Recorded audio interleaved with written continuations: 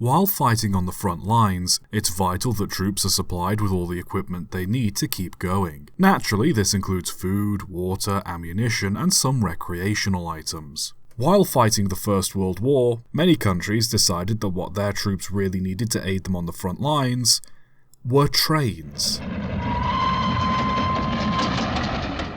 Pretty soon after the conflict in Europe kicked off, most countries came to the realization that they needed an effective way to deliver supplies to the front lines. Established railways passing through the conflict zones were easy bombing targets, and most roads to the front lines were either destroyed or would be quickly ruined by the constant traffic. What they needed was something that could move large quantities of supplies that could also travel along the same route over and over without churning up the ground beneath it. So of course, they just chose to build loads of narrow-gauge railways. The Ducouville Manufacturing Company in France produced prefabricated segments of track for use on construction sites, farms, plantations, and various industries. The track could be very quickly and easily laid down, and the company sold various wagons that could be used to move around materials and supplies. The French military took an interest in the rail system and adopted it, primarily using 600mm gauge tracks around its strongholds to move troops, ammunition, and artillery pieces. The British War Department took an interest too and adopted a similar system. By the time war had fully broken out, these railways became essential.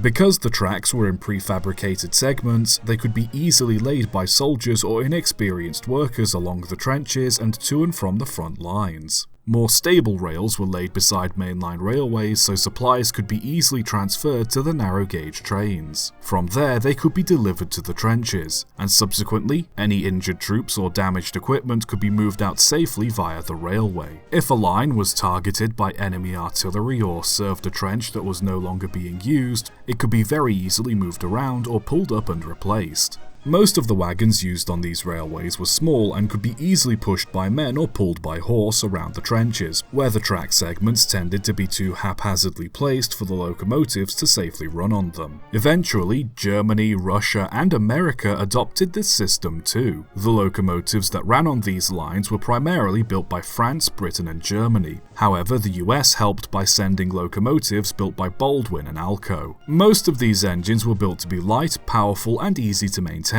with the most common designs being 460 or 262 pannier tanks. Most of these engines were also fitted with short lengths of flexible pipe to allow them to refill with water from ponds, puddles, and flooded shell holes. Later, diesel engines were brought in to help, with some of them even being made out of modified Model T Fords. These engines were by no means fast, often described as moving at the speed of a light jog, but were still more than capable of doing the work asked of them. It was often the case that one side would capture enemy rolling stock and use it on their own railways. However, due to the lack of parts to maintain them, these engines were often used until they broke, where they were then either stripped down for parts or sent off for scrap. The engines also had a tendency to derail due to the poor quality of the tracks. However, their relatively light weight and size made them very easy to re-rail. Their main issue, however, was that the smoke and steam they produced made them very easy to spot by the enemy, and as such were heavily targeted.